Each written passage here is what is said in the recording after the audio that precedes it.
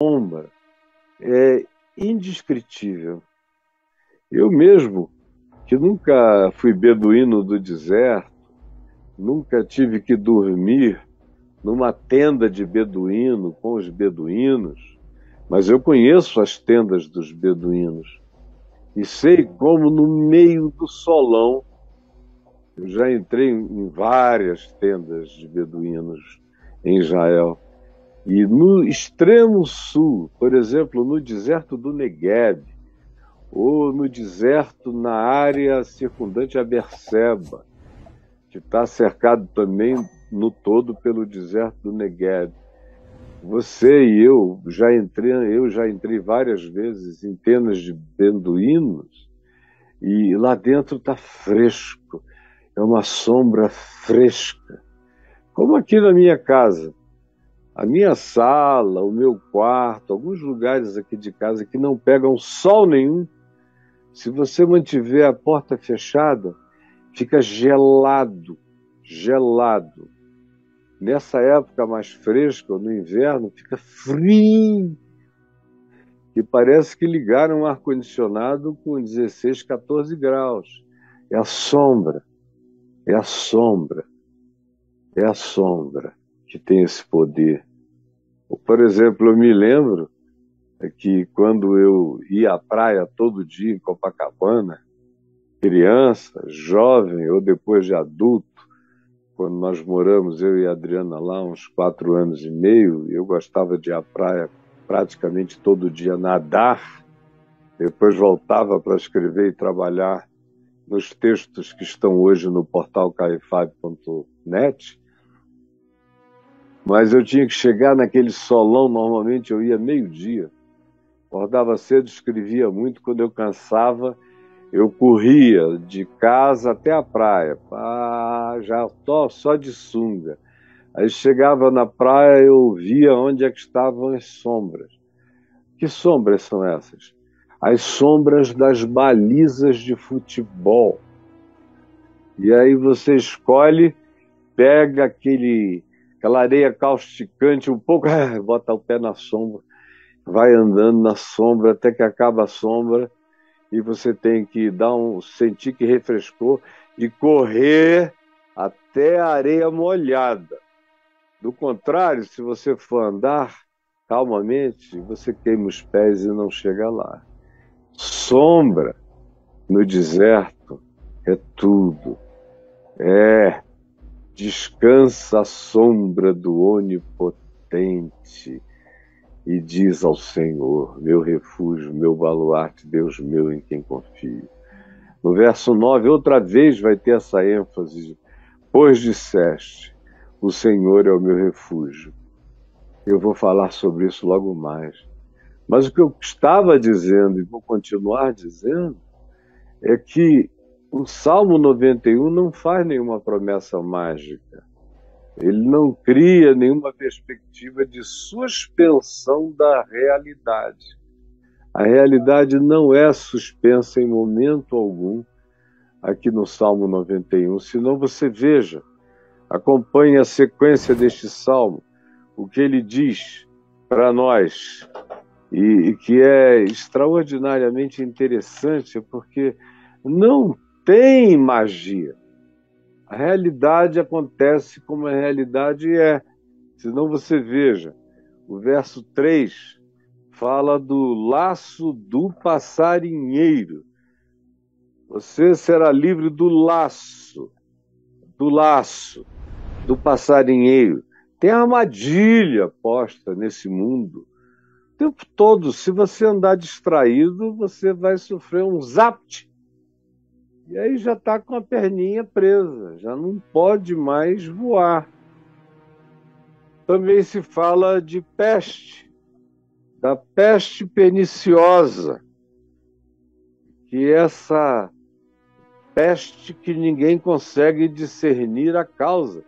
Nos dias de quem escreveu o Salmo, há 2000 e tantos anos atrás, muito tempo atrás, não havia diagnósticos. Durante muito tempo, as pessoas só chamavam a peste de peste maligna. peste maligna deu nele, mas não se sabia identificar as razões, as causas, por que que a peste maligna deu na pessoa, por que que pegou aquele indivíduo, por que que fez aquele mal, ou seja, é um mal súbito e que vem carregado de perniciosidade.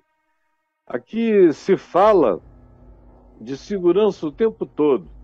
Por quê? Porque tem a ameaça que é aqui aventada do terror noturno. E muita gente conhece até hoje. Na antiguidade, o terror noturno era uma espécie de visitação maligna, de possessão demoníaca. Você talvez já tenha tido um terror noturno.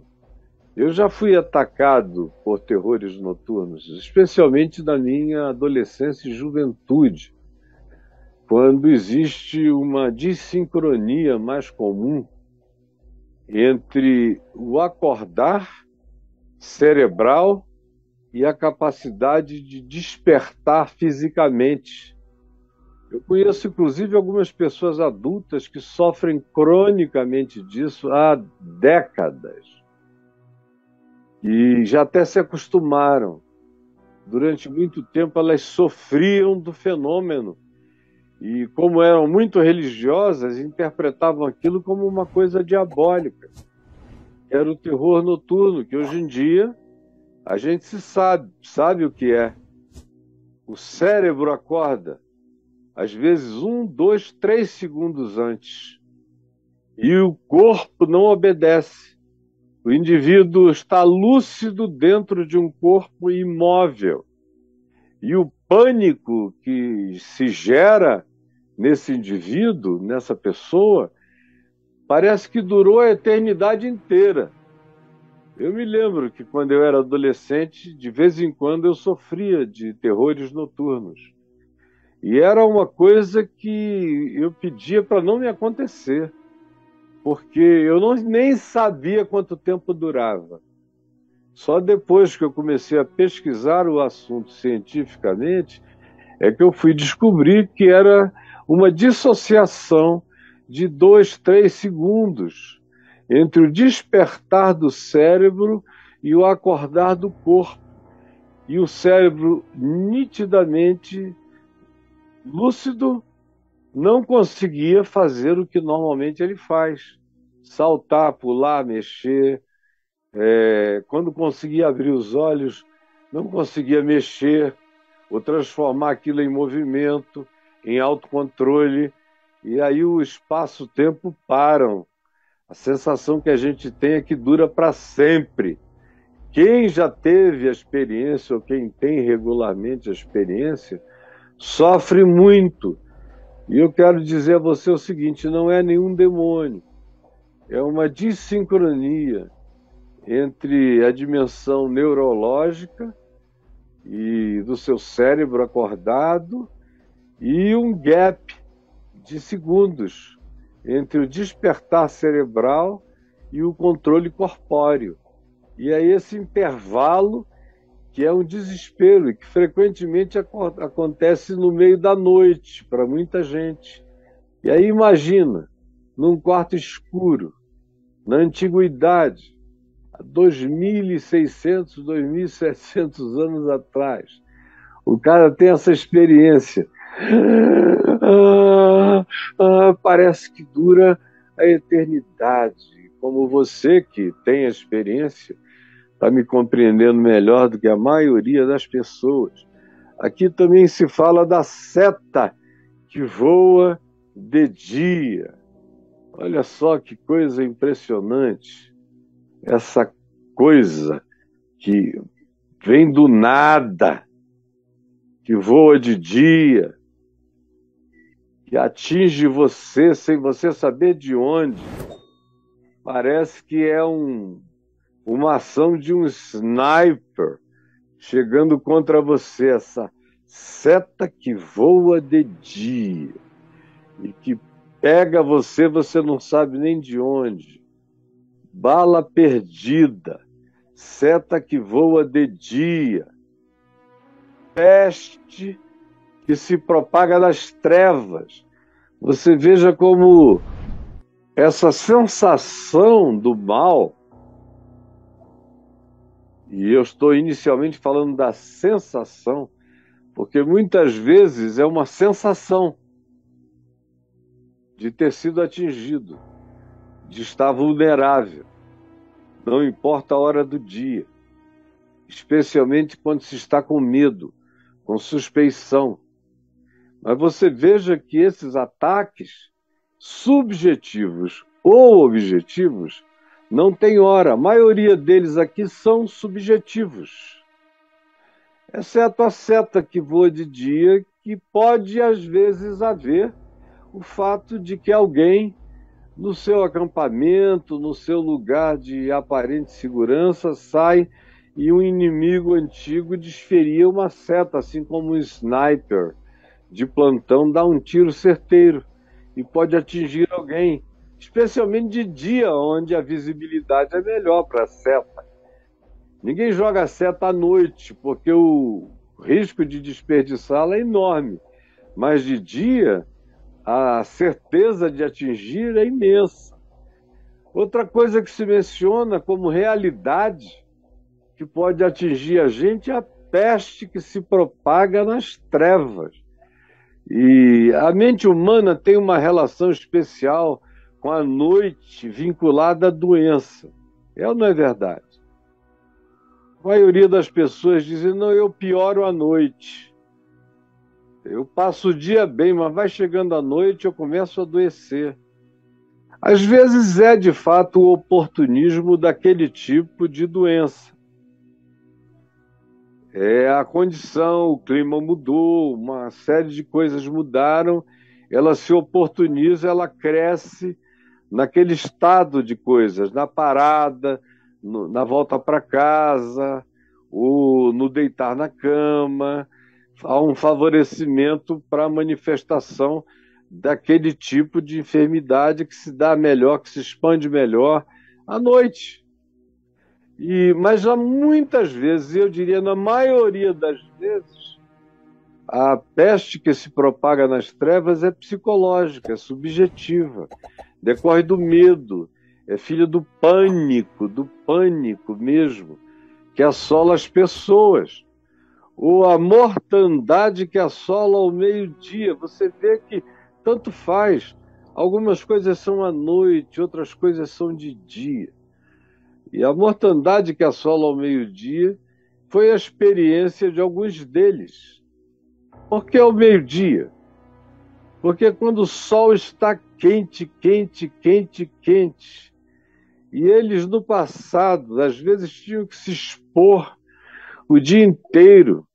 Por isso você vê que os homens e mulheres do deserto andam com a cabeça coberta, enrolada, especialmente com um pano mais claro, o cor de areia, para refletir. Quem anda com um pano preto na cabeça fica com mais calor ainda, por isso, em geral, são pessoas que estão no oásis ou na cidade, porque para atravessar o deserto, você não vê mercadores e caravanas vestidas de preto, porque torna praticamente insuportável a viagem. Mas essa mortandade que assola ao meio-dia está vinculada também a algumas ignorâncias. Conquanto haja realidades que cresçam no calor, como enfermidades, como doenças, que quanto mais expostos ao calor, piores elas se tornam, de várias naturezas. E há também aquelas que se tornam realidades que a gente sente, experimenta, e que tem a ver apenas com a exposição excessiva ao sol. Mas quando você está com medo, a insolação pode se transformar num ataque satânico na impressão de quem o sofre. É peste que se propaga nas trevas, é um enfraquecimento geral. Ou então, é a fragilidade orgânica que abre espaço para alergias se desenvolverem por causa da fraqueza da exposição à insolação. O corpo todo se debilita. E aí parece que tem a ver com a hora, com aquele dia, com a peste que se propaga ao meio-dia, quando na realidade nós é que nos pusemos de maneira frágil num horário que, mesmo quando a gente está bem, se não se cuidar, fragiliza mesmo. Aí ele fala daqueles 1.000 que caem de um lado, 10.000 que caem de outros, mas você não é atingido. Você vê, nesse caso, aquela proteção especial, aonde você está na linha de frente. Tem um monte de gente caindo de um lado e do outro, mas você vai passando. E ele tinha tido essa experiência de ver pessoas caindo e ele sendo preservado. E ele diz, é o esconderijo do Altíssimo, porque eu só estou assistindo isso com os meus olhos. Eu estou vendo, inclusive, os meus inimigos serem atingidos e morrerem na minha frente, e eu estou intacto. Intacto. São algumas das expressões anunciadas aqui, e uma delas é a oitava, esse caiam 1.000 ao teu lado, 10.000 à tua direita, tu não serás atingido. Como também, outra vez ele fala em 9º lugar, da praga que não vai chegar à tua casa. Não te assustarás do terror noturno, nem da praga, nem isso, nem daquilo. E aí ele garante e diz, praga nenhuma chegará à tua tenda, mal nenhum te sucederá, praga nenhuma chegará à tua casa, praga nenhuma chegará à tua tenda. Aí ele diz aqui em 10º lugar algo para a gente guardar, e tu terás o poder de pisares o leão, leãozinho, a serpente. Você vai ser empoderado pela graça, pela força de Deus, pela fé. Você vai experimentar e realizar o impensável. Aí tem gente que diz, eu quero essa magia, eu quero essa proteção, Caio. Como eu vi anteontem, a primeira-dama do Brasil, eu não sei se foi anteontem, eu vi anteontem. E ontem, de novo, mencionaram na televisão. A primeira-dama com um grupo dentro do Palácio do Planalto, deve ter ido orar e ungir, porta por porta, lugar por lugar, descer a rampa do Planalto, em oração, repreendendo o mal para fora do Planalto, como se existisse algum mal que habitasse lugares. Mas muita gente pensa que lugares são na realidade são as residências da malignidade. Lugares. E aí eles vão lá para ungir paredes, portas e umbrais. Quando na realidade o mal vem dos que habitam o lugar, dos que trabalham no lugar, das mentiras do lugar, das tramas do lugar, dos males engendrados no lugar, das decisões malignas tomadas no lugar, das guerras que não cessam de ser guerreadas e o espírito de ódio e de raiva que vibram no lugar. Melhor do que a reunião de oração, que não vai fechar nada, não é mandinga mecânica, não garante nada, é orar com as pessoas do lugar, exortar as pessoas do lugar dizendo, olha, ódio atrai malignidade. Não é preciso fazer mandinga nem invocação dos mortos. Basta odiar. Porque ódio é homicida, e o diabo é o pai do homicídio. Ele é homicida desde o princípio. Basta que seja um lugar de invenção de fake news, de mentiras, divulgação de inverdades. A mentira tem um pai, que é o diabo. As conspirações têm um pai, que é o diabo. Isso não sai por unção de óleo das paredes.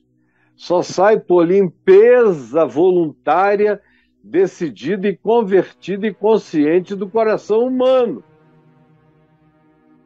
Por isso, não adianta eu te dizer e te dar essa lista aqui, esses 10 itens de proteção que estão aqui no Salmo 91, dizendo, olha, o laço do passarinheiro, a peste noturna, o terror noturno, a seta do meio-dia, a peste que se propaga nas trevas, a mortandade que outra vez assola ao meio-dia, dia ou noite, tanto faz dia ou noite, ou tanto faz o tamanho da ameaça, vão cair de um lado, vão cair do outro, você vai ficar intacto.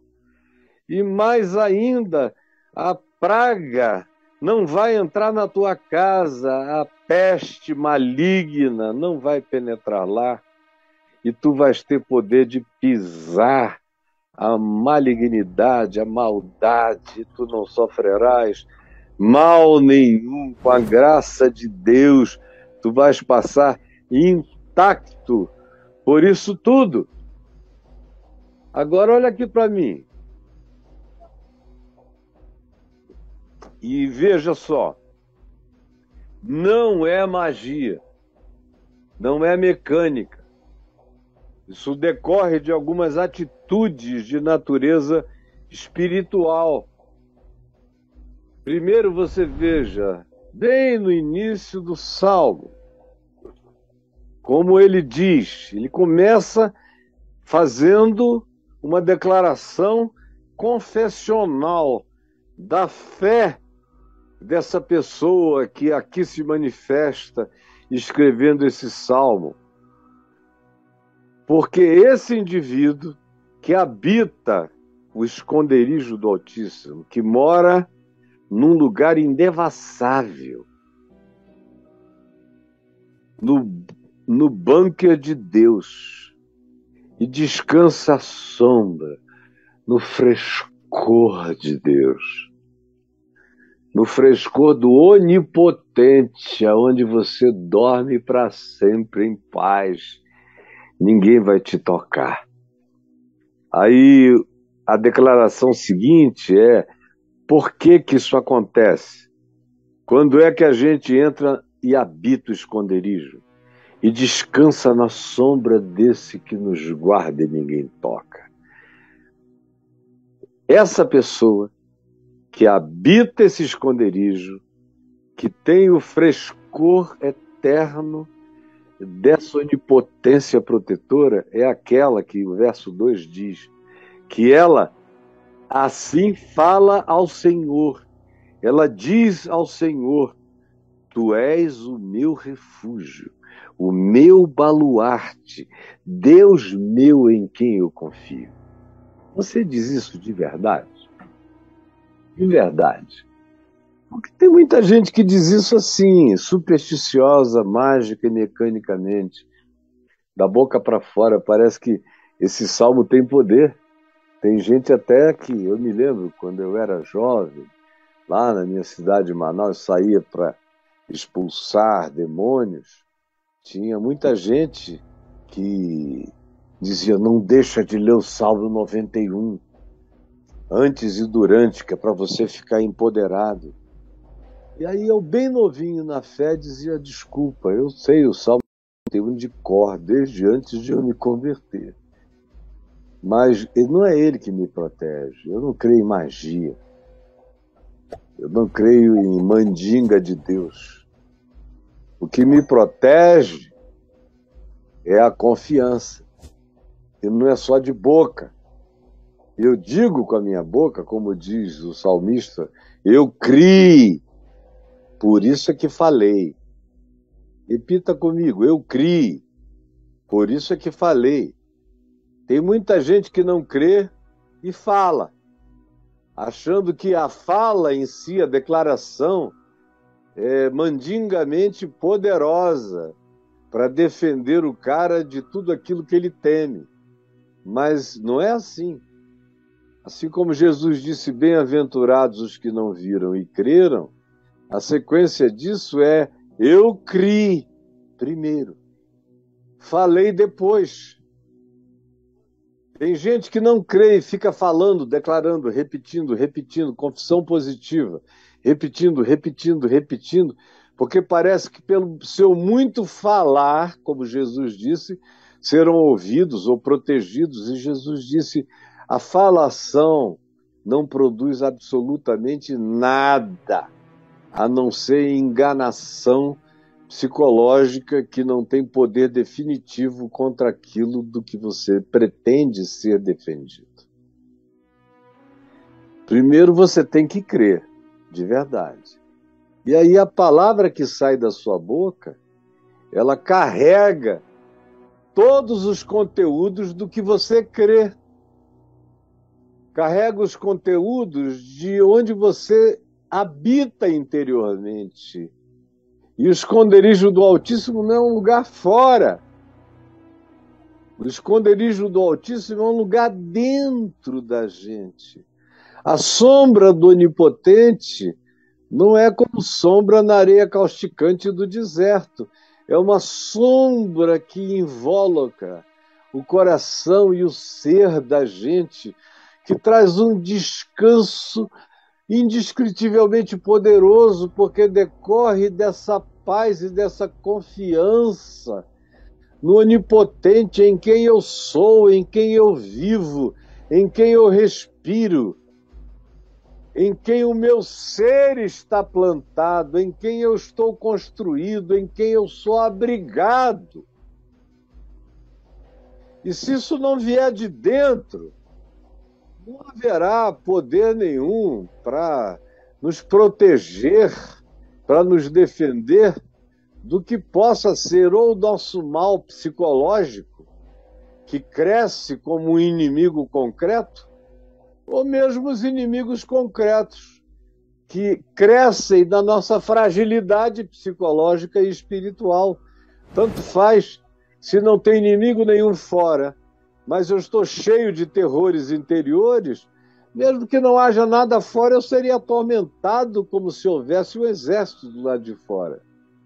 E quando tem um exército do lado de fora, e eu sou um apavorado que não creio, que não habito e não descanso em Deus, isso não é parte do que eu chamo de confiança em mim? Então, o olhar e o contemplar e o divisar a ameaça externa que encontra a minha psicologia, a minha espiritualidade em estado de esfacelamento amedrontado, o resultado é devastador. Então, não se trata de dizer, Caio, me ensina essas 10 proteções, porque aqui estão listados 10 grandes perigos para o homem antigo e que continuam a ser realidades assombrosas para pessoas hoje em dia que não se escondem, que não encontraram habitação no esconderijo do Altíssimo, que não encontraram o frescor da sombra do Onipotente como realidade interior no coração. Por que é interior? Porque do lado de fora o pau está cantando. Do lado de fora as coisas estão acontecendo, o laço está armado, a peste está presente, o pânico noturno, a seta, o perigo de dia, o perigo à noite, a mortandade que pode assolar, de repente, você vê pessoas morrendo uma atrás da outra, ou as setas objetivas que destroem pessoas de um lado ou do outro, ou as setas subjetivas que fazem as pessoas caírem e morrerem de medo, ou a praga que visita a casa da gente, ou os leões, os inimigos e as serpentes. Isso aqui tanto era uma linguagem literal, porque no deserto da Judéia e do Negueb essas coisas superabundavam, leões, leõezinhos, serpentes, víboras e tudo mais, como era uma ilustração, como Jesus usou como metáfora para designar os poderes espirituais do mal, tentando alcançar os seres vulneráveis, os seres vazios, como Jesus disse, as casas vazias, que não são habitadas pelo mais valente, pelo onipotente, onde as pessoas não têm a segurança do habitador que protege o meu ser e que em eu habitando nele é porque ele habita em mim, se ele habita em mim, nada me fustigará.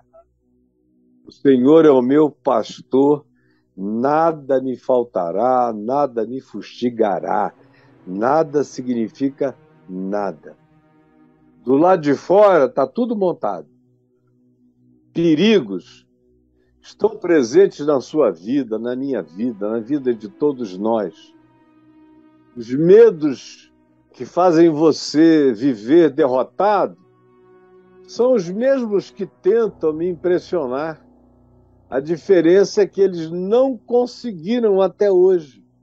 Faz muitos anos que eu não sinto medo nem de homens, nem de anjos, nem de demônios, nem de coisas esquisitas, nem de viver com coragem e nem de morrer completamente em paz. Não tenho medo de nada.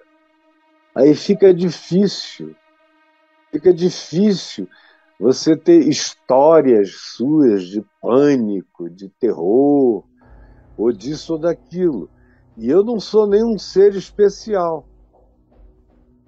Eu só dou graças a Deus pela bem-aventurança de ter tido, sobretudo, um pai desassombrado na minha vida, que explicou para mim o medo objetivo, o medo subjetivo, e que tirou de mim e que me forçou a encarar meus medos desde criança.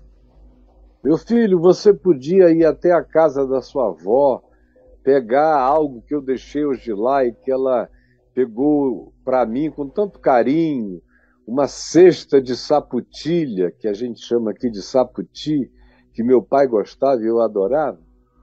Vá lá, era um caminho assim de uns metros na escuridão absoluta. Minha avó materna, mãe velhinha, não ia de jeito nenhum, porque ela era, apesar de presbiteriana e crente, era supersticiosa. Como ela criava galinha, ela tinha medo de galinha sem pescoço, de um monte de superstições indígenas. Ela também, filha de caboclos com ascendência indígena direta, ela tinha aquele mundo da floresta na cabeça dela, que ela tentava passar para nós como impressão, e meu pai ia matando as assombrações. Quer ver como não? Vai lá, meu filho, na volta você me conta. E ela dizia para o meu pai: Caio, não faça um menino de 5 anos ter que passar por esse medo. E ele dizia: meu filho, não tem nada. Você vai lá de dia? E eu dizia: vou, desde de manhã cedo que eu vou lá, eu brinco lá, eu faço tudo lá. Pois é, à noite é a mesma coisa, só está escuro, não tem nada mais lá. Pode ir, eu te garanto. Se você vai uma vez e volta, vai 2 vezes e volta, vai 3 vezes e volta, vai 4 vezes e volta. Depois você já nem pensa, depois já não é mais nada, depois é só escuro, depois é só fresquinho, depois não é nada, é só a casa da vovó. Ele fez isso comigo em tudo, me treinou para não ter medo. Quando tinha um garoto maior que dizia que ia me pegar depois da aula, e eu voltava e me escondia, fugia. Chegava em casa, aí com os meus 7, 8 anos, dizendo: tem um garoto lá na escola que quer me pegar, hoje eu tive que sair pela porta dos fundos para não ter que brigar. Ele disse: não, amanhã você vai sair pela porta da frente. E se ele estiver lá na frente, você ainda diz: cumprimente, oi, tudo bom? Olhando para ele. E se ele vier correndo para cima de ti, meta a mão nele como se você fosse 10 vezes maior do que ele, e você vai ver a força que você tem e não sabe. A força que você tem não é essa que você carrega a pedra, não. É uma que está aqui dentro de você, que vem com o poder de uma droga chamada adrenalina, que vai tomar conta de você, que você vai ser capaz de carregar coisas mais pesadas que você nunca imaginou que poderia. Vá! E ele me treinou e eu fui, até que tamanho já não era documento. Depois veio o jiu-jitsu, onde o tamanho também não é documento. Aí vieram as milhares de experiências, vendo que eu podia passar por cima de tudo e você vai ficando seguro. Aí veio o evangelho. Aí no evangelho nem o diabo tinha mais poder para me dizer nada. Nem o inferno. Aí nem a morte, nem a vida, nem coisas do presente, nem do porvir. Aquela convicção de que nada poderia me tirar do esconderijo de Deus que está em Cristo Jesus, o nosso Senhor. Aí essas outras coisas viram detalhes. Você já não anda mais preocupado com nada disso. Mas por quê? O Salmo nos dá algumas razões desse porquê, dessas coisas. Primeiro começa com esse pois tu disseste. Pois tu disseste. Diz aí nesse verso inicial do Salmo, pois tu disseste, está aqui no verso 2, pois tu dizes ao Senhor. Dizes ao Senhor. Não é uma declaração positiva. Não é declaração positiva. É oração de fé. Pois dissestes ao Senhor. É com Deus o papo. A fala. Não é condicionamento mental, andando e repetindo, como acontece com você, que vai ficando neurótico, paranoico. É isso que as igrejas ensinam.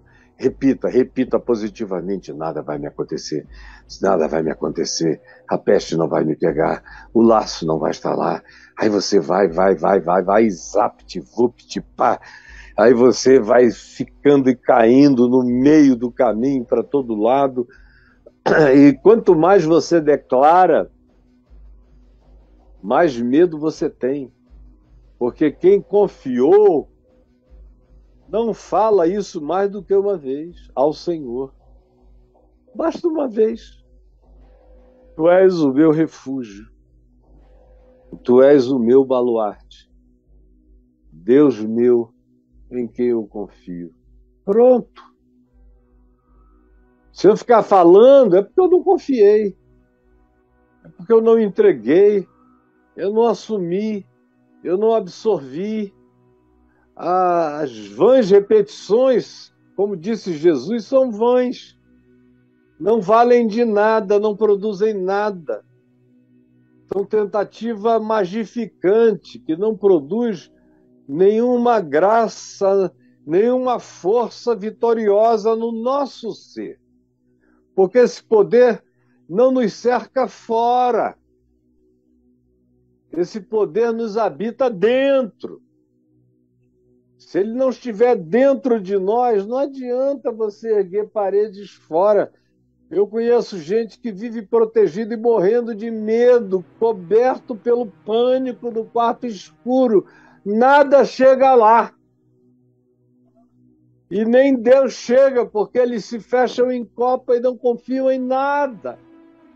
Vivem assombrados pela fantasia imaginosa e perversa que eles próprios não param de conceber. E mesmo quando são religiosos, repetem, quanto mais repetem magicamente os salmos, as orações de proteção, mais comprometidos com seu próprio medo eles se tornam.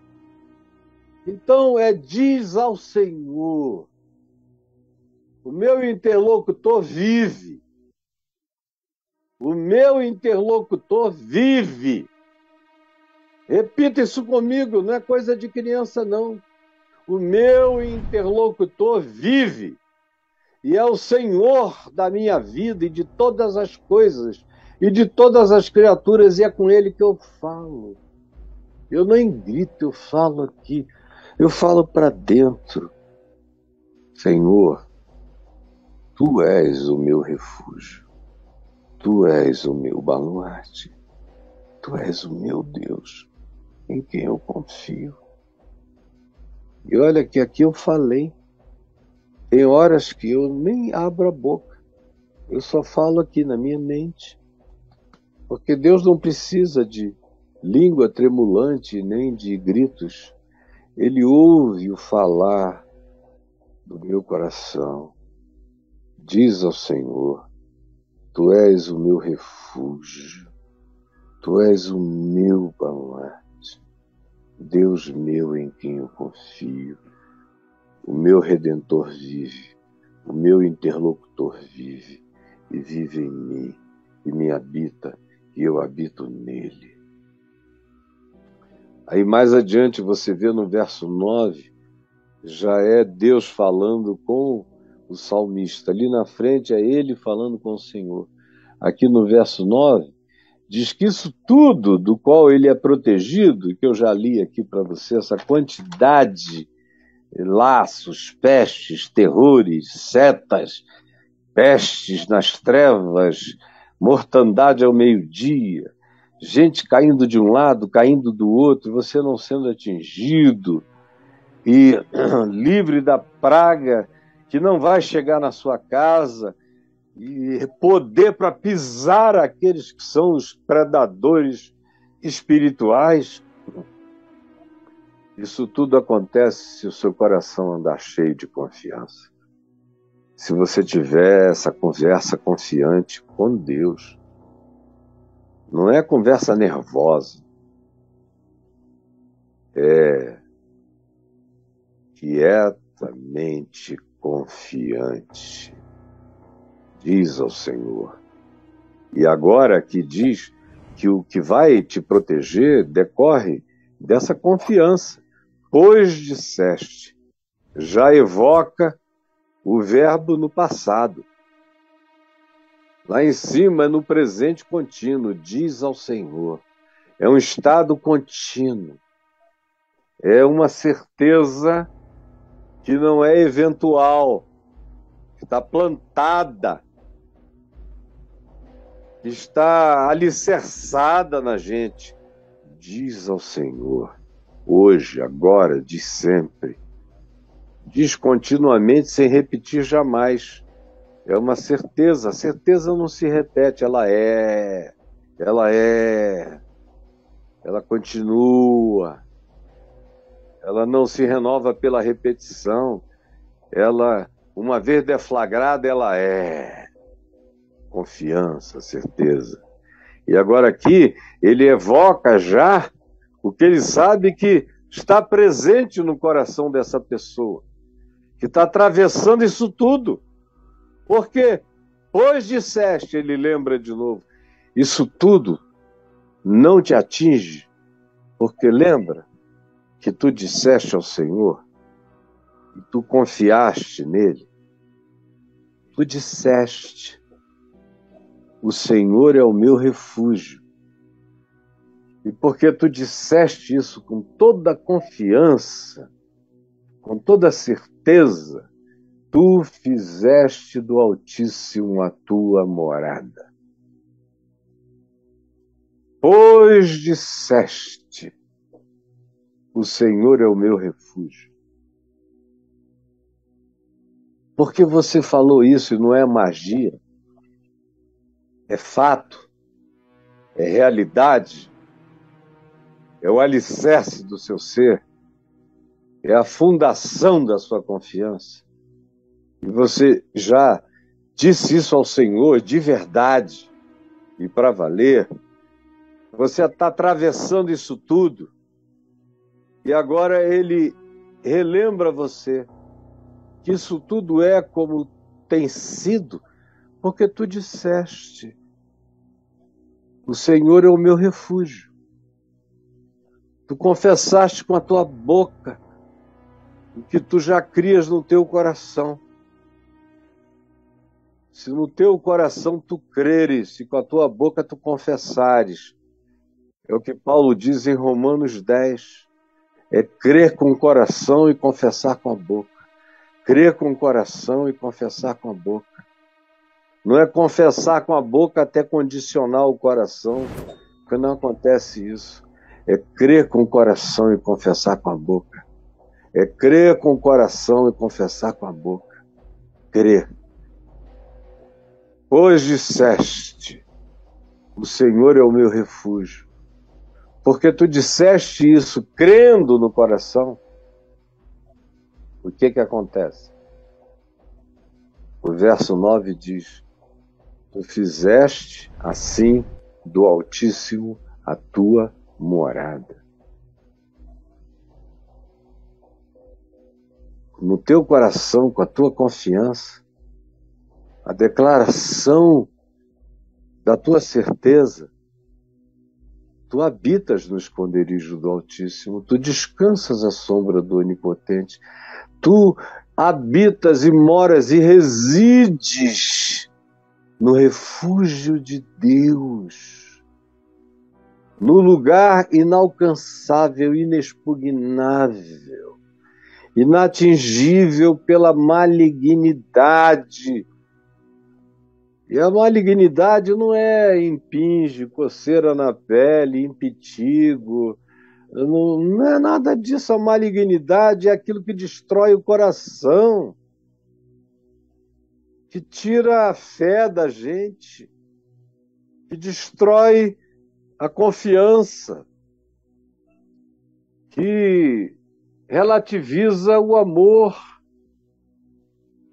que coloca em dúvida o cuidado de Deus por nós. São essas relativizações que são o mal. Acerca do que Jesus diz, livra-nos do mal. Livrar do mal não é livrar de uma topada, de que o carro sofra uma batida. Eu já perdi 2 pessoas amadas em acidentes de carro. E continuo dizendo que praga nenhuma chegou da minha casa. Porque aquilo ali para mim não é mal, é acidente. Pode acontecer com qualquer um. Acontece até com objetos voadores não identificados que caem na Terra. Gente de uma civilização, criaturas de uma civilização muito superior à nossa, tem acidentes. Não imagina nós aqui.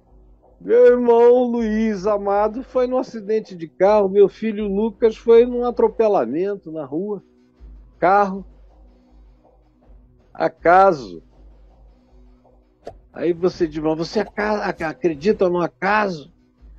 Não, não era Deus que estava dirigindo o carro para atropelar meu filho, não. Era física pura. Meu filho estava no lugar errado, um carro vinha em alta velocidade, pegou nele, ele morreu. Eu nunca fiz uma pergunta, Deus, porque ele não estava 30 centímetros para trás, ou por que ele já não tinha andado mais 1,5 metro à frente, que o carro passava e ele nem via. Não, acontece. Acontece com todo mundo, por que não vai acontecer na minha casa? Mas não é essa a praga. Não é esse o mal. Livra-nos da tentação. Não nos deixes cair em tentação e livra-nos do mal. E o mal não é a morte. Como diz Isaías, capítulo 51, versos 1 e 2. Quando diz o mal, pois o justo é levado antes que venha o mal e entra na paz. Repita comigo. Pois o justo é levado antes que venha o mal e entra na paz. Às vezes o mal que chega não é a morte, porque se diz que o justo é levado. Levado é uma expressão bíblica para dizer retirado, é uma expressão poética para dizer morre antes que venha o mal e entra na paz. mostrando que a morte não é o mal, morrer não é o mal. O mal é não saber viver. O mal é viver de uma maneira tão ignorante, tão sem consciência, tão inconsequente, tão insensata, tão louca, que aonde quer que eu passe eu vou sendo atingido. O laço me pega, a peste me leva, o pavor me devora. Eu sou atingido de noite e de dia pelos pânicos que habitam como perigo a minha mente. Viver nesse estado é que é o mal. E tem gente que vive nesse estado do dia em que tomou consciência de si até o dia que morreu. Imagina o que é ter uma mente tomada por esses pavores. Não tem fármaco psiquiátrico que vá ajudar você a vencer isso. No máximo, vão deixar você amolecido. Vai gerar uma desmobilização de pânico. Vai zumbificar você para o medo. Mas não vai te curar disso. A cura disso é espiritual. E ela só acontece quando você dá um passo para além do medo, do pânico e do instilar dos pavores que passaram a habitar a mais profunda interioridade do seu ser. Parece um labirinto do Minotauro, onde tudo é pavor no interior da creta da tua vida. Nada cura isso de fora para dentro. Essa é uma cura que só vem de dentro para fora. Eu espero que você tenha minimamente entendido. Mas a defesa para isso e o poder para ensinar a viver, apesar de estarmos cercados disso, objetiva e subjetivamente, começa com essa certeza de fé que dialoga com Deus, sem repetição, com confiança, e que dá como certo, como o salmista dá como certo no verso 9. Porque tu dizes ao Senhor que tu és, Ele é o teu escudo, Ele é o teu baluarte, Ele é o teu Deus em quem tu confias. Porque tu já disseste isso, tu fizeste nesse ato do Altíssimo a tua morada, a tua casa. Essa fé faz você habitar em Deus. Essa fé faz você habitar em Deus. Pois disseste, o Senhor é o meu refúgio, a consequência, ato contínuo, causa e efeito, fizeste do Altíssimo a tua morada. E aí, você vê ainda no verso 9, essa realidade de morada, de descanso, que vem de Deus para a tua vida. E aí você experimenta essa realidade nele, esse descanso nele. Nenhum mal te sucederá, praga nenhuma chegará à tua casa. Você tem certeza de que porque você habita o esconderijo de Deus, os anjos têm ordens. Eu sei que eu ando, aonde eu vou, tem ordens dadas a anjos a meu respeito em todo lugar. E olha que eu já estive em lugares que vocês não podem nem imaginar, que a maioria não teria coragem nem de passar na porta. E eu não tive nenhuma hesitação em entrar, porque aos seus anjos, Deus, o meu Senhor, meu Deus, meu refúgio, meu esconderijo, deu ordens a meu respeito. Olha, o Caio, não tira o olho dele, porque ele é meu, porque ele habita em mim. Vocês cerquem-no na retaguarda, no fronte, ao lado, em cima, embaixo. Ele vai caminhar sem medo, porque ele confiou em mim. E eu estou dando ordens a seres potentes e invisíveis para cuidarem dele. Tanto quanto essa mesma ordem é dada a todos quantos andam na mesma confiança, na mesma entrega, sem titubeio, sem tergiversação, sem claudicamentos, sem caxingadas, sem sobe e desce. É um caminho firme, forte no amor de Deus. E o que faz isso tudo não ser mágica, mas proteção angelical a teu respeito, é a tua confiança, é o que tu dizes e disseste. É esse assumir de descanso que você toma para você mesmo em Deus. E veja só as sequências. O que se diz aqui no verso 14, por exemplo.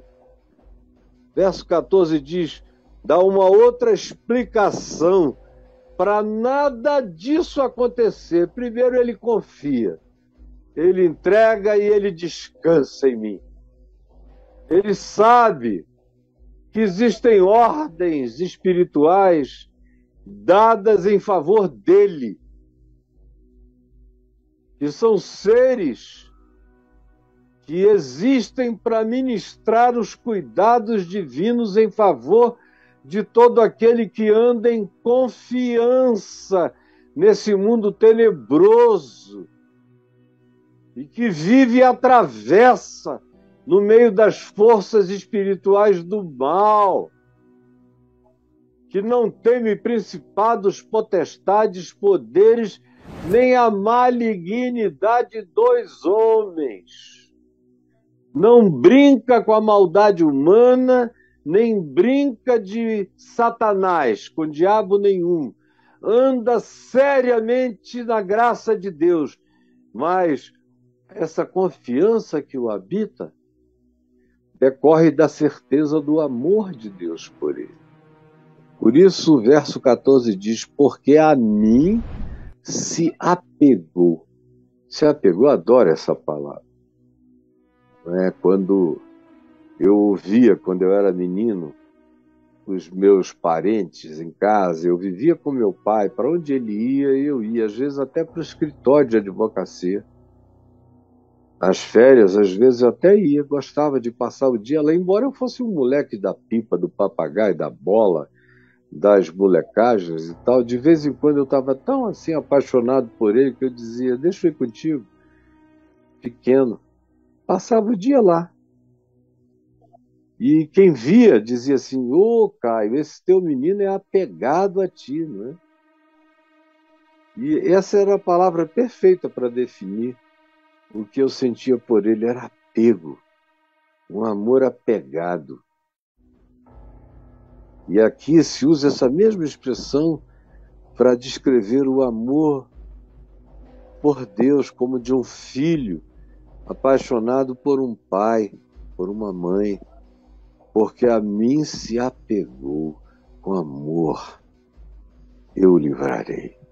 É muito lindo, não é poesia, é verdade, porque a mim se agarrou com amor, confiou, se entregou, tem certeza do meu caráter, do meu cuidado por ele. E ele se apegou, ele se entregou. Ao meu lado ele não teme coisa nenhuma, porque a mim se apegou com amor. É Deus dizendo, eu o livrarei. Imagina o que é Deus dizendo, eu o livrarei. Quem vai tocar nesse cara? É baseado nisso aqui que Paulo escreve tudo que escreve em Romanos 8. Assim, quem é que vai? Quem vai se levantar? Quem separará? Quem vai objetar? Quem vai me acusar? Quem é que vai me apartar dele? Eu me apeguei a ele com amor e ele me livra. E ele me põe a salvo. Porque eu conheço ele. E ele me conhece. A gente tem uma relação de experiência de amor, de confiança e de entrega. Eu não tenho dúvida nenhuma sobre o amor dele por mim. Por isso ele me põe a salvo, ele me guarda. Eu o conheço, ele me conhece, cada dia eu o conheço melhor. Tanto mais quanto eu o conheço, mais confiança cresce em mim. E aí vai adiante e prossegue falando que esse amor nos invólucra. Maravilhoso. E aí o verso 15 diz: ele me invocará. E essa invocação é dizer: Senhor, eu estou aqui. Senhor meu Deus, tu me vês. A minha vida está diante de ti. Tu és o meu refúgio, o meu esconderijo, o meu socorro, o meu baluarte, Deus meu, em quem eu confio. Pois tu me livrarás do laço do passarinheiro, da peste perniciosa, cobrir-me-ás com as tuas penas, sob as tuas asas eu estarei seguro, porque a tua verdade é broquel, é pavês e é escudo. Eu não me assustarei de nenhum terror noturno, nem de nenhuma seta que voa de dia, nem das pestes que se propagam nas trevas, nem da mortandade que assola ao meio-dia. Caiam 1000 ao meu lado, 10.000 à minha direita, eu não serei atingido. Pois eu disse, tu cumpres, eu disse, o Senhor é o meu refúgio. Dizendo isso, eu te fiz a minha morada. Por isso eu sei que mal nenhum me chegará, praga nenhuma visitará a minha casa, a minha tenda. E praga não é um filho morrer. Praga é ter os filhos vivos, perdidos, sem saberem viver. E graças a Deus essa praga não chegou na minha casa.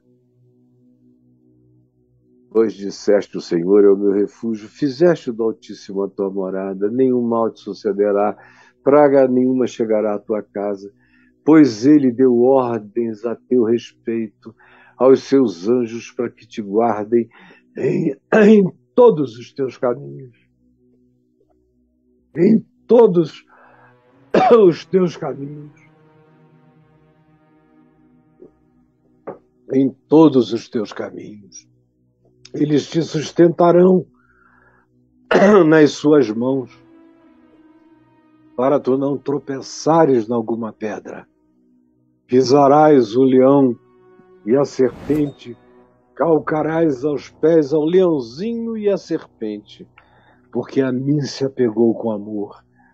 Eu o livrarei, pô-lo-ei a salvo, porque ele conhece o meu nome. Ele me invocará, e eu lhe responderei. Na sua angústia eu estarei com ele. Na sua angústia eu estarei com ele. Quando eu passei as piores angústias da minha vida, mesmo vivendo dias difíceis e moralmente complexos para mim, eu nunca tive dúvida de que ele estava comigo. Apesar de mim, ele estava comigo. Eu sabia que o nosso vínculo, o nosso apego, o nosso chamego, o compromisso dele comigo era maior do que a minha infidelidade, como disse Paulo. Pois se somos infiéis, ele, todavia, permanece fiel, porque não pode negar-se a si mesmo. Não pode negar-se a si mesmo. Ele se apegou a mim com amor, eu o livrarei, eu não me negarei a ele no dia da angústia, da dor, da perplexidade, eu estarei com ele. Ele me invoca e eu respondo na sua angústia, eu estarei com ele. Eu acho isso a coisa mais linda desse mundo. Ele me invocará e eu lhe responderei. Na sua angústia eu estarei com ele. Livrá-lo-ei e o glorificarei. Saciá-lo-eis com longevidade, com vida boa, com vida mental saudável. Um dia ele vai morrer, porque a minha graça não transforma ninguém em imortal. A minha não é a graça da imortalidade, a minha é a graça da vida eterna. Imortalidade é prolongamento da vida de gente mortal. Vida eterna é a qualidade de Deus habitando o espírito humano, mesmo que ele morra no corpo. Saciá-lo-ei com longevidade eterna e lhe mostrarei todos os ângulos, as manifestações da minha salvação, todos os dias na existência dele. Mas isso tudo é resultado dessa fé, é resultado desse amor que se apega a Deus, à verdade de Deus, à fidelidade de Deus. É resultado dessa certeza de que eu não tenho que mobilizar seguranças para me proteger. Ele deu ordens a meu respeito. Por isso eu sempre andei sozinho, sem segurança nenhuma. Mesmo nos dias em que eu tinha ameaça física de morte todo dia.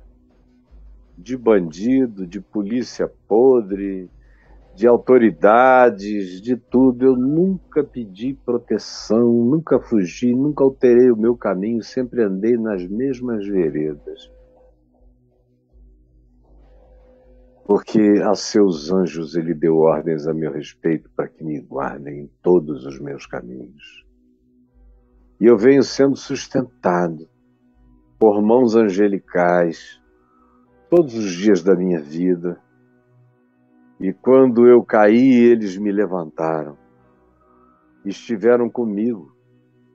No meio da pior crise da minha vida, pessoas ligaram de longe para mim pedindo oração por pessoas que estavam morrendo de doenças variadas. Eu me lembro de um caso familiar, de uma parenta minha que estava morrendo. E um primo meu me ligou e disse: olha, fulana está morrendo. Ora por ela, Caio Fábio. E eu estava vivendo o pior momento da minha vida. E eu falei: meu Deus, eles creem na minha vida contigo, na minha comunhão contigo. Por isso tem misericórdia deles. E orei. E orei, mas eu sabia que ele não tinha me deixado em momento algum, que ele estava comigo. E eu orei e falei: crê, meu primo, crê. Ele estava na varanda, no quarto do hospital. Chorou lá fora. Quando ele entrou no quarto, chegou do lado dela, o médico tinha dito que ela ia morrer durante aquela noite. A garota abriu os olhos e falou: oi, pai. E aí ele foi olhando: cadê você? Como é que você está? Pegou, não tinha febre, não tinha isso, não tinha aquilo. Chamou o médico ficou assustado. E aí a esposa dele contou uma história que ele não sabia. Ela disse: enquanto você estava lá fora orando, pedindo para o Caio orar, eu quase morro dentro desse quarto. Entrou um homem vestido de luz, parecia um homem, botou a mão na cabeça dela e saiu. E eu estou aqui catatônica. O que aconteceu foi isso. E contou para o médico também. Agora, eles foram pedir oração para um cara que todo mundo dizia que estava separado de Deus, que tinha isso, aquilo, se divorciado e tal. Mas vocês não têm ideia de como Deus ouviu as minhas orações no meio de tudo aquilo, não só nesse dia, mas todos os outros dias. Quanto livramento, quanta graça, quanta proteção, porque Ele é fiel. E se somos infiéis, e não é para ninguém brincar de infidelidade, eu pelo menos nunca brinquei disso, mas se porventura somos infiéis, Ele permanece fiel, porque Ele não pode negar-se a si mesmo. Senhor Jesus, eu peço que essa palavra singela, para mim praticamente infantil, de tão íntima que ela é, cuja dissertação me parece mera repetição. Eu te imploro, todavia, que alguns que tenham ouvido esse salmo a vida inteira o tenham agora compreendido pela primeira vez e tomado posse dele não como um salmo mágico, mas como um caminho de fé, de segurança, de descanso, de habitação no esconderijo, no refúgio de Deus, com essa certeza de que tem seres invisíveis com ordens a meu respeito, e eu posso andar sem medo de dia, de noite, nas trevas, na escuridão, na ameaça, em qualquer circunstância. Eu posso viver em confiança. Eu posso não olhar para o inimigo que cerca a casa de Eliseu, como Geazi fez. E eu peço que hoje a oração de Eliseu se torne aquela que tu ouças aqui, como ele pediu por Geazi: Senhor, abre-lhe os olhos para que ele enxergue que mais são os que estão conosco do que os que estão com ele.